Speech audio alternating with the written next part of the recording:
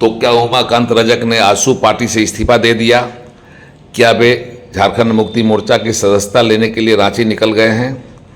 क्या उन्हें झारखंड मुक्ति मोर्चा की ओर से चंदन केरी 86 सीट से उम्मीदवार बनाए जाने का वादा किया गया है, भरोसा दिया गया है? यह सवाल अब तेजी से फैल रहे हैं।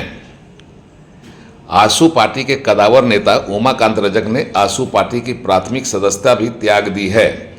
उन्होंने अपने त्यागपत्र में पार्टी छोड़ने की चर्चा करते हुए आजसू पार्टी के सुप्रीमो के उज्जवल भविष्य की कामना की है।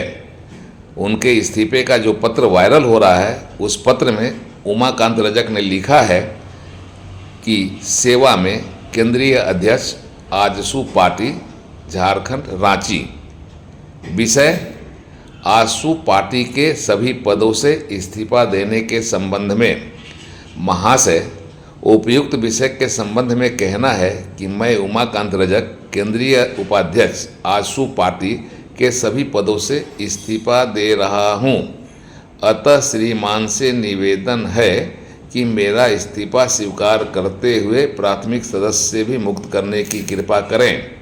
मैं आपके उज्जवल भविष्य की कामना करता हूं। भवदीय उमाकांत रजक। उमाकांत रजक के इस त्यागपत्र के वायरल होने के बाद कई तरह की चर्चा हो रही है। माना यह जा रहा है कि इस तरह का पत्र जो वायरल हुआ है, उमाकांत रजक ने जो फैसला लिया है वह स्वाभाविक है। बताया जा रहा है कि ऐसा होना ही था, यह तय था, पहले से तय था। सबसे मज़ेदार बात यह है कि आजसू में अपने राजनीतिक भविष्य का चैप्टर क्लोज होते देखकर उमाकांत रजक ने भविष्य की चिंता में अपने भविष्य के लिए आजसू से जुदा होने का फैसला किया और अलग राह पकड़ ली। उन्हें उनका भविष्य पर यहाँ खतरा महसूस होने लगा था, भविष्य पर सवाल उठ खड़ा हुआ था।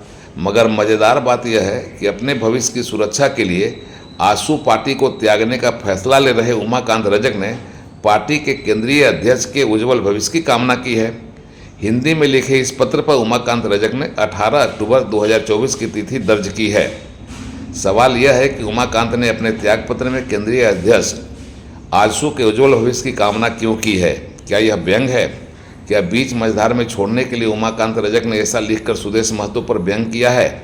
या फिर उमाकांत रजक ने यह मान लिया कि पार्टी में उनके रहने से उनका भविष्य तो चौपट हो ही रहा है, सुदेश महतो के भविष्य पर भी संकट पड़ सकता है। उमाकांत रजक कल देर समय तक चंदन क्यारी में अपने लोगों से मिलते, बात करते और विभिन्न प्रखंडों का दौरा करते देखे गए थे।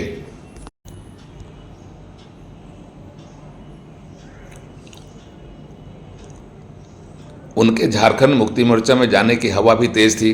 कई मीडिया चैनलों ने तो झारखंड मुक्ति मोर्चा में उनके ज्वाइन करने के पहले ही उन्हें चंदन केरी 86 सीट से झारखंड मुक्ति मोर्चा का प्रत्याशी बनाकर खबर शुरू कर दी थी, खबर चलने लगी थी।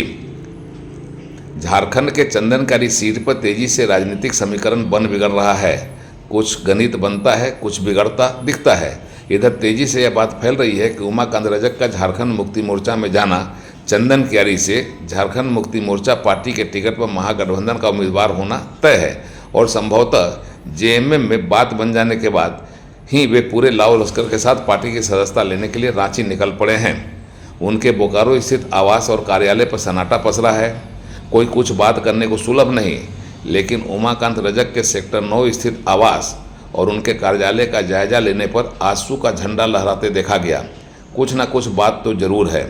एक तरफ इस्तीफे की चर्चा और दूसरी ओर आजसू के झंडे का लहराता रहना क्या संकेत देता है, राजनीति जानने वाले भी समझ नहीं पा रहे हैं। उड़ान लाइव ब्यूरो की रिपोर्ट।